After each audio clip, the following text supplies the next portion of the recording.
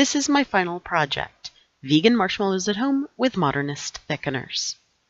What's not vegan about normal marshmallows? Well, there's gelatin and sometimes egg whites. So, what's the solution? All the course material on Modernist thickeners made me think that perhaps one or more of these might be substituted for the animal ingredients. I searched for viable recipes, and I examined the labels of 2 good brands of commercially available marshmallows for clues about their use of thickeners. Regular marshmallows are usually made by whipping a mixture of hydrated gelatin and hot sugar syrup together, sometimes with the addition of egg whites. However, using Modernist thickeners in lieu of standard thickeners presents some challenges. I started testing recipes, looking for ones that would serve as a positive control. This one wasn't it. First, I tried various recipes using agar-agar alone or in combination with other thickeners. The technique was similar to gelatin recipes, with the agar-agar requiring hydration.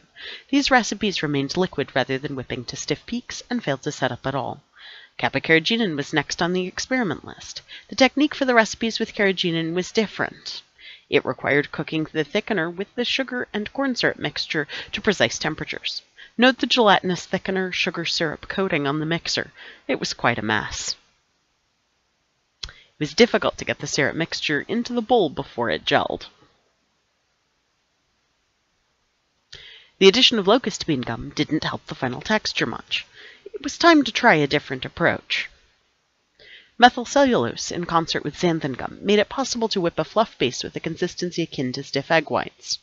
This was the most promising attempt yet. Unfortunately, these weren't a success either. Given methyl cellulose's property of gelling only when hot, I shouldn't have been too surprised. I next tried a recipe using Heaton, a vegetarian gelatin substitute. It worked beautifully.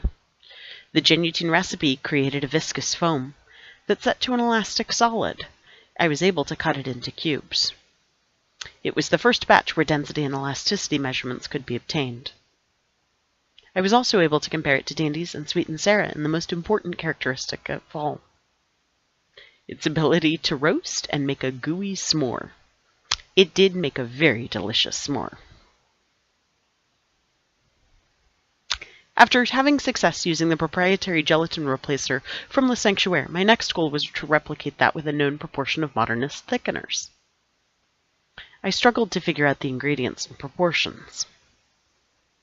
From Le Sanctuaire's website, I knew that carrageenan was one of the major ingredients, and a few websites suggested it might be paired with locust bean gum. Unfortunately, I was unable to reproduce the good results from using Heaton. Never fear, I still had my s'mores.